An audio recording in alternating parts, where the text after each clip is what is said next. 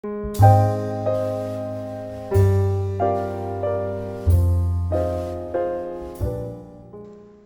it's Gracie, and this is the second video on my handmade flowers tutorial series here on YouTube.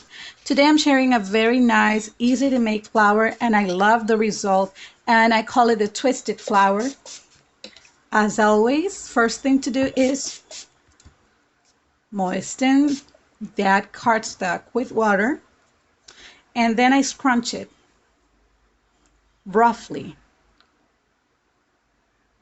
Once I do that, I immediately unfold it carefully, okay, and I scrunch it because this will give the flower texture, and we need a flower with texture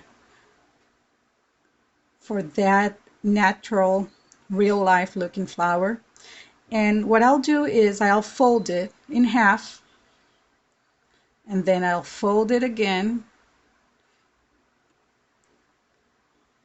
because I want those petals on top of each other.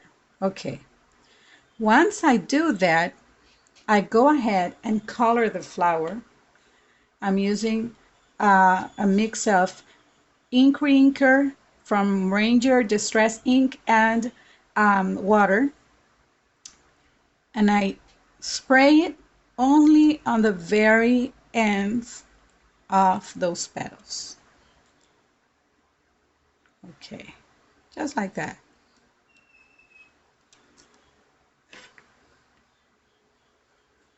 I spray a little more water to get that ink to work in the cardstock. And the very important step here is the one I'm about to show you. I grab a tweezer and start twisting the flower like that. You can use a generic tweezer, that's all right. I like to grab just two of the petals at a time. Okay, just like that. You can use your finger to help the petal fold next to. I'm a little quiet because I'm not voice over in this, so hang in there. Okay, and you do that with every petal. Some can be, like if you want to do this one at a time, that's perfect. The effect will be noticed even more. Just be careful not to tear the petal because the cardstock is wet. Okay, so once you do this, you need to let it dry. You can use a heat gun or you can air dry it. Okay, just like that. My flower is dry, and now I'm going to unfold it very carefully because it might not be dry yet completely. And this is how it should look like. Remember that the result will be a little different each time because it's a handmade product. Now, I suggest that you use at least 2 layers of each size to build your flower. And remember that you have to do the same exact process with each die cut. Now I'm going to show you how to make a different kind of complementary flower using the same technique. This die cut right here, it's stamped. What I'll do is exactly the same thing. I scrunch it just like that, and then I open it carefully, go through the same process again. I fold it in half like this, right?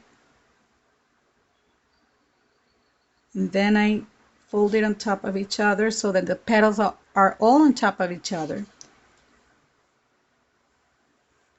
And I spray, in this case I'm going to spray some green mix of ink like that. Trying not to add too much this time, but It really depends on how much color you want to add to your flower. And now I'm going to do the same thing. I'm going to twist it using the tweezers.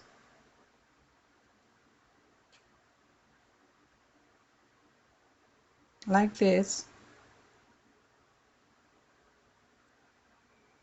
And again, I'm using the tweezers on 2 petals each time.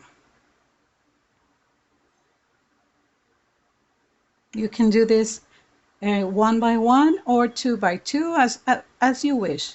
Okay, so I let this dry very well and then put it together in a different way. Okay, so my flower is dry, and now I'm going to fold it in half and roll it to create sort of a little flower bud. Okay, that's why I made it also in a different color, because it should actually complement the lilac flowers. Here it is. Okay, it doesn't have to be perfect. It just have to look nicely and have a lot of texture to complement your bouquet. So there you go. I'm going to show you now a card I made using this technique. So here I made 3 flowers in different sizes. I layered them well. And here are the complementary flower buds that I showed you just now. I sponged them with Ranger Distress ink in Vintage Photo and embellished them very roughly, and also sprayed my card base with the same tones of ink to, create a nice background. So here it is. I hope you enjoyed today's tutorial, and remember that if you want to know the details to this card, please visit my blog. All the details are below, the links are below, and I'll be coming back with more tutorials for you. Let me know if you like this video, and also send me your questions and comments on the section below. Thanks so much for watching. See you next time.